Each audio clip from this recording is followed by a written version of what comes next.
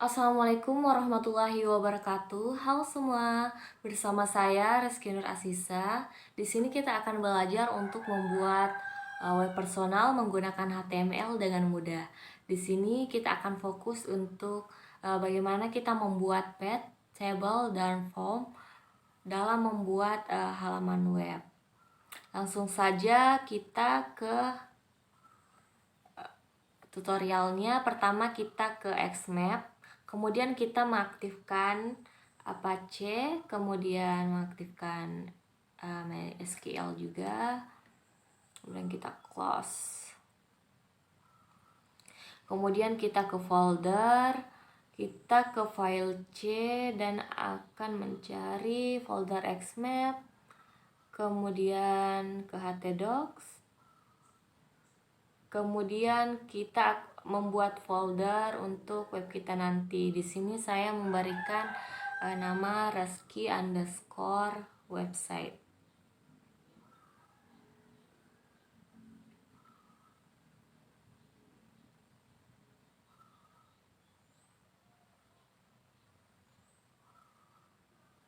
Oke.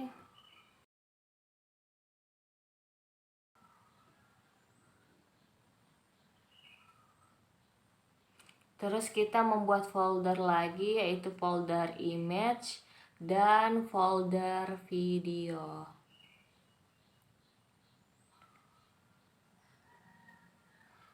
Ketika telah membuat dua folder ini, kita bisa ke Visual Studio Code. Kita ke Visual Studio Code, kemudian kita ke file, terus open folder, kemudian kita mencari folder web kita tadi itu folder Reski website. Kemudian ini adalah image video dari folder yang kita buat tadi. Terus kita ke new file untuk membuat file index HTML yang nanti akan diakses pertama kali kita membuka web, yang akan tampil pertama. Nah, di sini kita sudah mempunyai HTML yang telah kita buat. Kita tinggal paste, kemudian ini.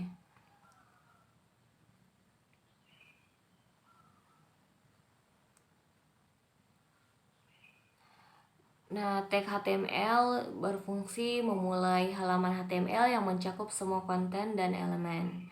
Kemudian terdapat juga tag head yang berfungsi untuk membuat halaman HTML mencakup tampilan deskripsi nanti di hasil pencarian Google. Kemudian ada tag meta charset UTF-8.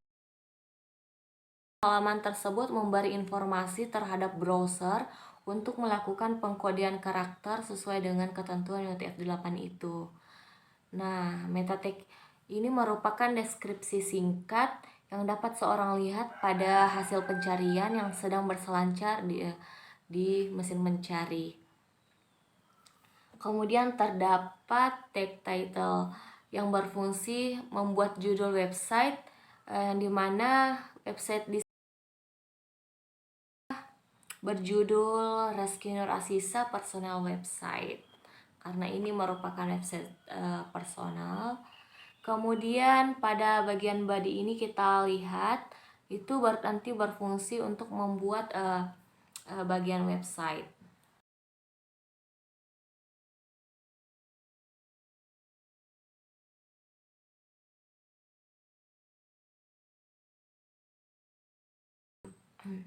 Tag navigasi itu merupakan elemen pada HTML yang dibuat untuk mempresentasikan link navigasi. Navigasi ini adalah wadah dari yang akan direct kita ke halaman lain, begitu. Tag ref ini juga merupakan kepanjangan dari hyperlink reference. Nah, agar bisa membuat hyperlink diperlukan tag serta ref ini agar berfungsi untuk membuat link aktif pada pemrograman HTML. Begitu. Kemudian juga terdapat tag header ini yang digunakan untuk membuat garis lurus secara horizontal. Karena di sini ada text align center.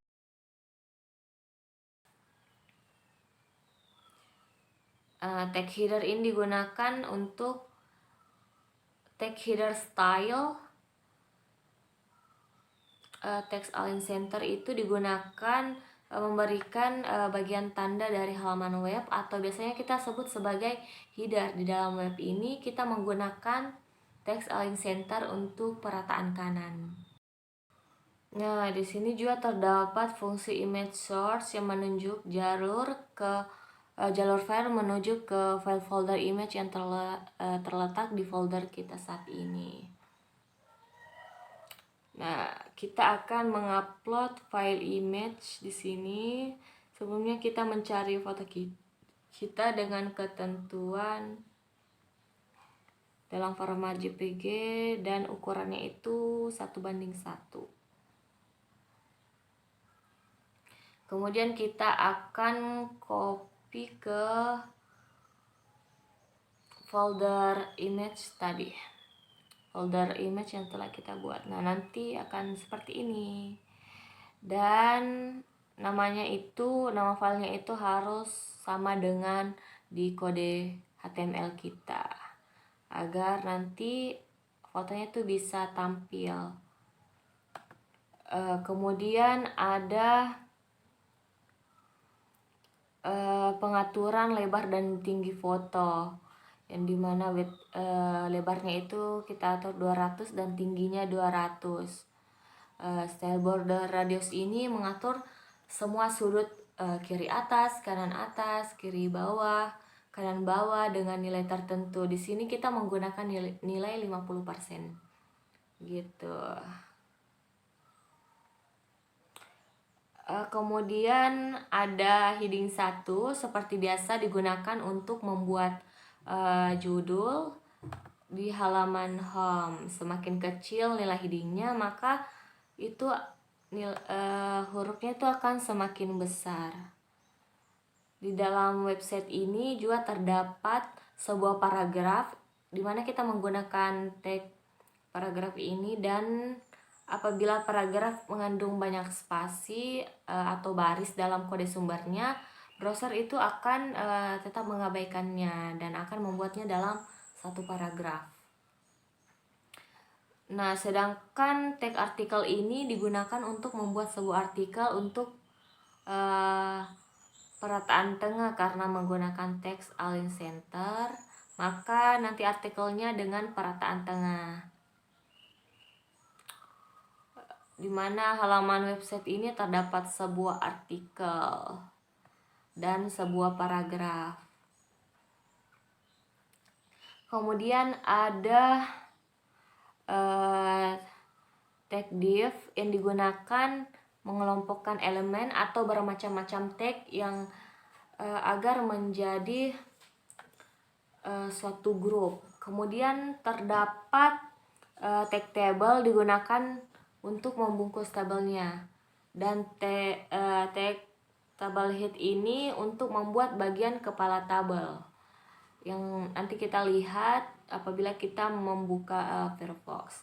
Kemudian ada tag table body untuk membungkus bagian body dalam tabel, dan ada tag table row untuk membuat baris pada tabel, dan tabel date ini untuk membuat celah atau kolom, akan menampilkan kolom.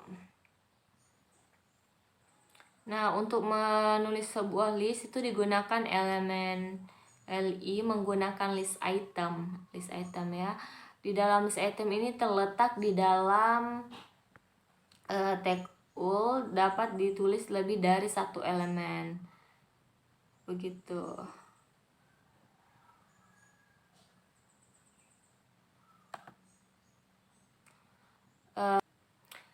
tag footer ini merupakan elemen struktural yang digunakan untuk mengidentifikasi bagian catatan kaki yang pada sebuah halaman web, dokumen atau artikel. Footer ini biasanya diletakkan pada bagian paling bawah pada suatu halaman HTML. Nah, kita bisa melihatnya di Firefox dengan membuka localhost rescue website. Nanti tampilan indeksnya itu akan seperti ini. Nah, terdapat link-link yang akan mengarahkan kita pada halaman untuk download CV, kontak, about me. Dari fungsi arif tadi yang membuat link aktif pada program. Nah, di sini ada untuk tag title tadi, ada garis horizontal dari tag header tadi. Kemudian ada suatu paragraf, ada tabel yang sudah kita buat tadi, terdapat kepala tabel, terdapat kolom, kemudian juga terdapat list. Nah, sekarang kita membuat halaman about. Nah, di halaman about ini terdapat elemen video. Nanti kita akan mengupload. Di halaman about ini terdapat source video yang digunakan untuk merujuk ke file video sehingga dapat diputar atau dimainkan ke halaman web. Dalam merujuk sumber video itu digunakan atribut source yang menggunakan sumber yang mengarah pada link video di mana video itu disimpan.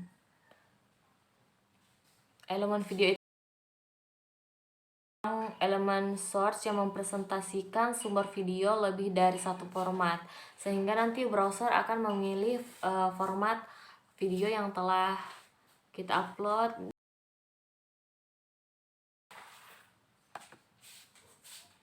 Nah, dalam merajuk sumber video digunakan atribut source yang menunjukkan source atau sumber yang mengarah pada link video tersebut disimpan. Nah, ditulis baik di dalam elemen video itu sendiri atau di dalam elemen source yang mempresentasikan sumber video lebih dari satu format. Nah, sehingga browser itu dapat memilih format video yang tepat dan bisa mendukung. Di sini kita akan mengcopy file video kita yang dalam bentuk format WBM ke dalam folder video yang telah kita buat tadi.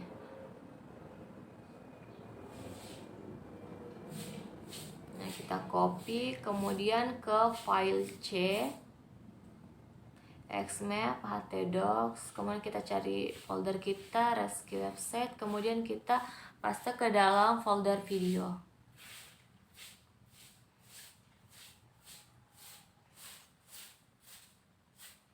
Nah, kita akan ke bagian option agar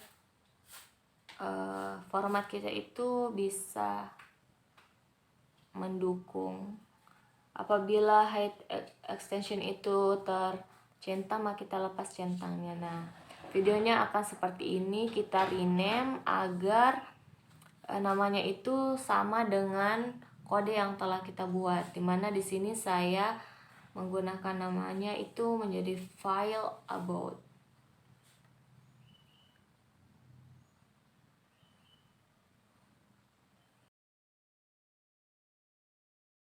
WBM.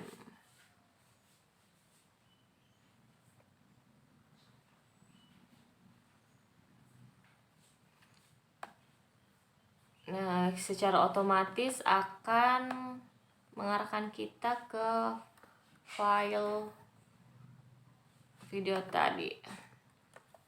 Nah, nanti kita dapat melihat hasilnya dengan membuka Firefox atau Microsoft Edge.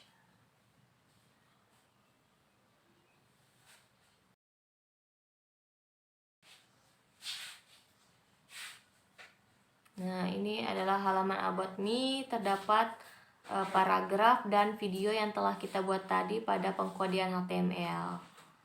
Nah, video ini kalau mendukung itu akan menambah.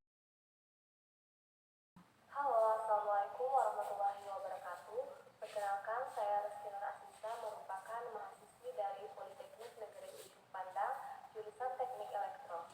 Sekarang saya sudah menempuh semester 6 pada program studi S1 Penerapan Teknologi Rekayasa Jaringan Telekom.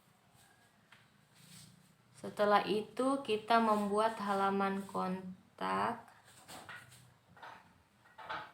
Nah, seperti tadi ada tag HTML, head, dan terdapat body dengan tag navigation. Sini ada index, kontak HTML, ada about HTML, ada untuk mengakses CV kita nanti. Tapi di sini kita belum memasukkan CV kita. Kita harus mencari CV dan mengkopinya ke dalam folder Rescue website tadi.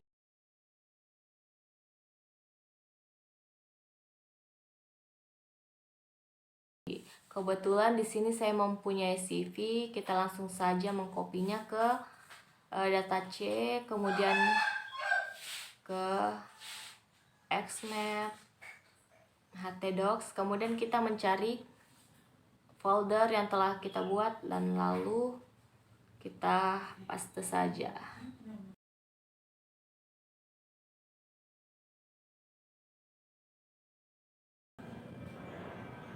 Oke. Nah, tampilan pada Visual Studio Code itu langsung tampil file CV yang telah kita buat. Nah, usahakan nama CV kita itu juga sama dengan kode pada HTML kita.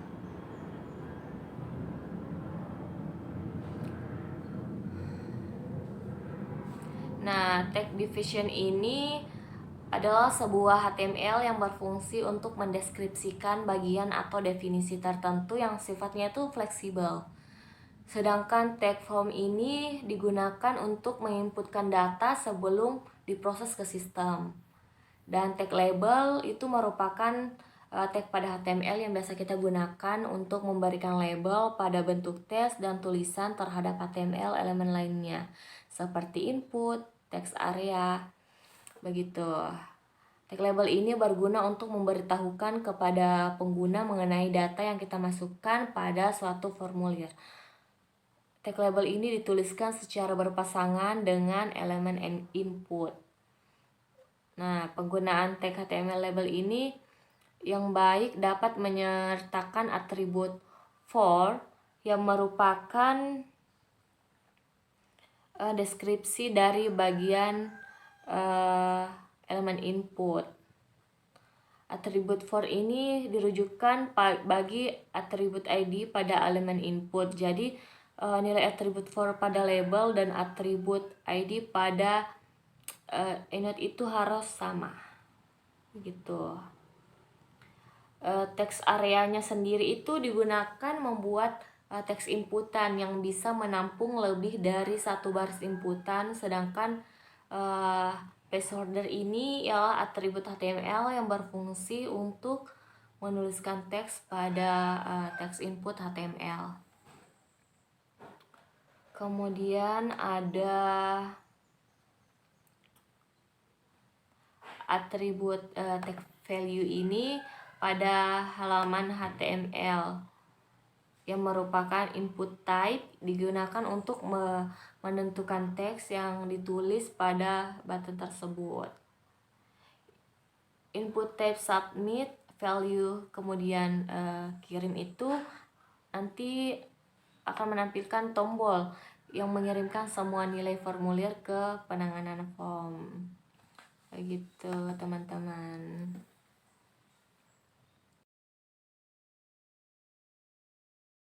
Baik, kita bisa melihat halaman untuk mendownload CV dengan cara membuka Firefox.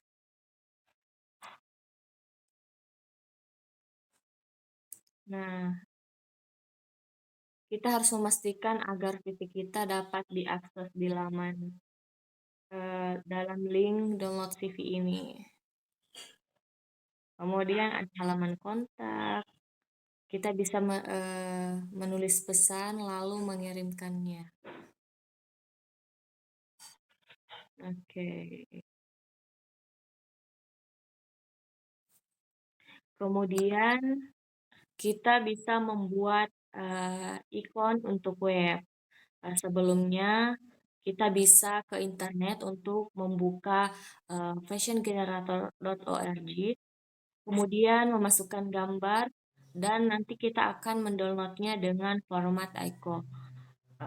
Kemudian kita mendapatkan link download dan juga kode HTML yang harus ditambahkan ke tag head di setiap halaman agar ikon itu bisa ditampilkan pada web kita. Nah, kita bisa ke Pixar cari hasil download kita tadi, yaitu favicon.icon. Kemudian kita ke file C, kemudian folder xmap, htdocs, kemudian ke folder kita tadi, rescue website, kemudian langsung kita paste. Nanti di halaman Visual Studio Code-nya akan terdapat seperti ini. Dan tadi kita sudah mendapatkan kode HTML, terus kita langsung saja paste ke tag head-nya. Dan jangan lupa kita menghapus tanda garing itu agar icon kita itu bisa diakses. Oke. Nah, kita ke Firefox, localhost, rescue website, folder kita tadi untuk melihat hasil web yang telah kita buat tadi. Nah, di sini sudah terdapat icon untuk web kita yang telah kita buat tadi. Oke.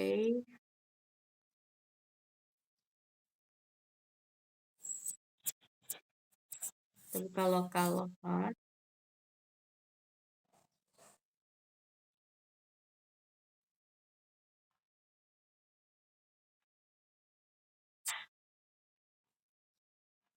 Website.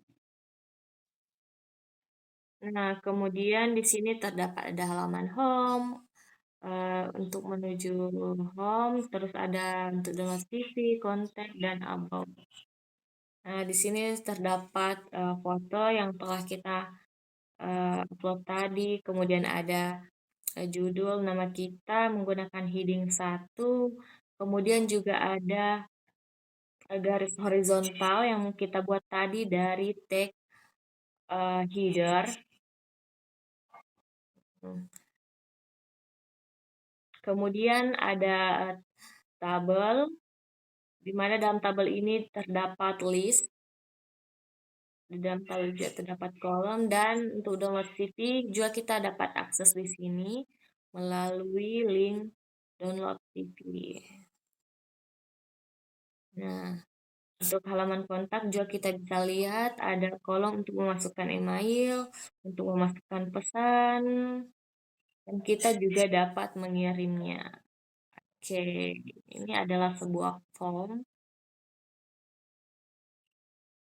Nah, ada halaman About Me yang terdapat artikel, paragraf, dan perkenalan singkat dari saya, yaitu berupa file video yang sudah kita upload tadi. Dan kita bisa memutarnya, mendengar suaranya.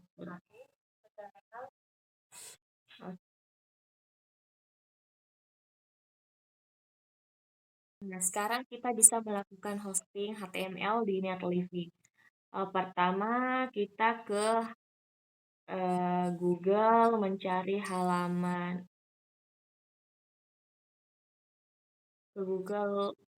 Netlify. Kita ke halaman Netlify, kemudian kita bisa daftar. Oke, kita ke halaman Netlify ini.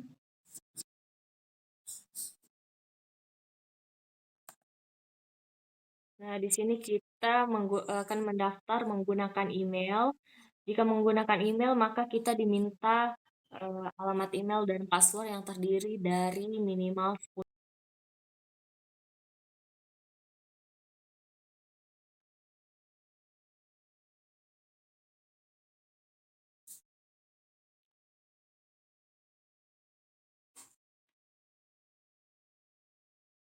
Oke.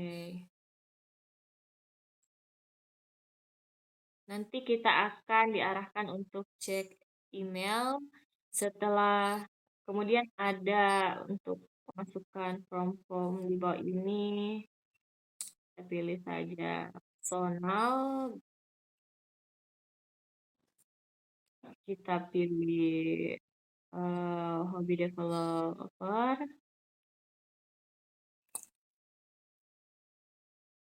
Ini kita sesuaikan saja dengan diri kita. Kemudian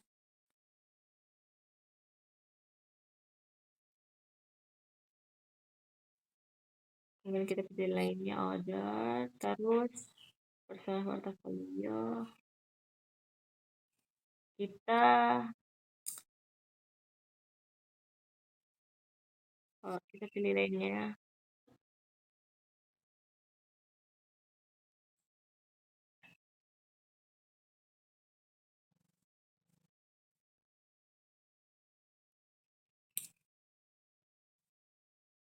Ini kita menemukan mengetahui net itu dari internet.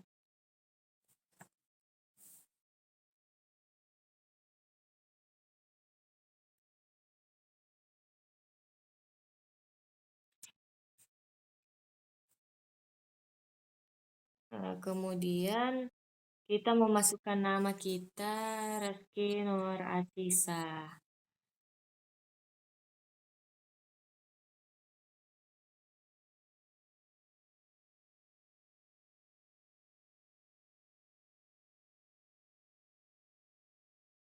Nah, setelah kita sukses mendaftar, kita akan ke halaman dashboard seperti ini.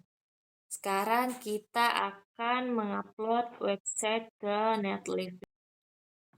Pertama kita harus siapkan website kita. Di sini akan menggunakan folder Reski website yang sudah kita buat tadi.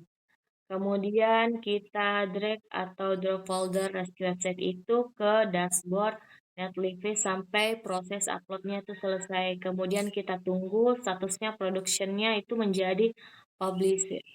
Nah, setelah seperti ini, website kita sudah berhasil diupload dan dipublikasi di Netlify. Website yang diupload itu akan mendapatkan domain acak seperti ini. Nah, dan kita bisa mengaksesnya dari domain acak ini. Nah, tampilannya itu akan seperti ini.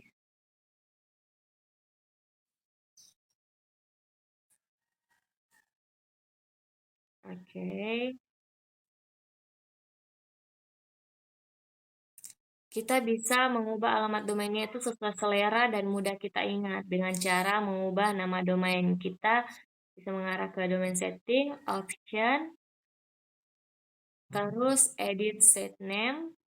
Nah, pada jendela pop-up muncul, kita dapat mengubah nama sesuai dengan kita inginkan. Di sini saya mengubah namanya menjadi belajar HTML dengan mudah. Nah, jika nama tersebut belum diambil orang atau belum ada yang pakai, maka kita bisa menggunakannya. Oke, kita bisa save.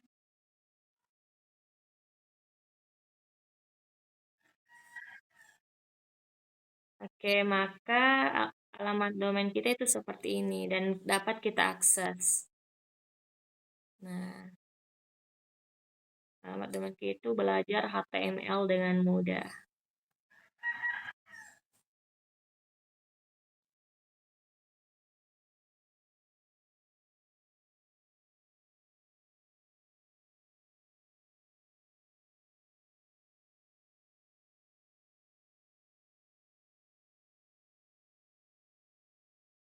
Baik, itulah tutorial dari saya dalam membuat personal website menggunakan HTML dengan mudah. Semoga teman-teman dapat memahami dan dapat mendapatkan penjelasan yang jelas. Sekian dari saya. Wassalamualaikum warahmatullahi wabarakatuh.